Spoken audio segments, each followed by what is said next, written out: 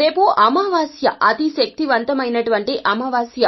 రాత్రి పడుకునే ముందు కేవలం కల్లు ఉప్పుతో ఈ చిన్న తేలికపాటి పరిహారం చేస్తే గనక అంతులేని ఐశ్వర్యం సిద్ధిస్తుందని పండితులు చెప్తున్నారు. ఈ పరిహారానికి మీకు కావాల్సింది గాజు గ్లాసు కావాలండి. గాజు గ్లాసులో గంగా జలం లేదా మామూలు నీటిని అయినా కూడా సగానికి పైగా నింపండి. ఒకటి గుర్తుపెట్టుకోండి, ఈ యొక్క పరిహారం రాత్రి పడుకుంటాము అన్నప్పుడే చేయండి.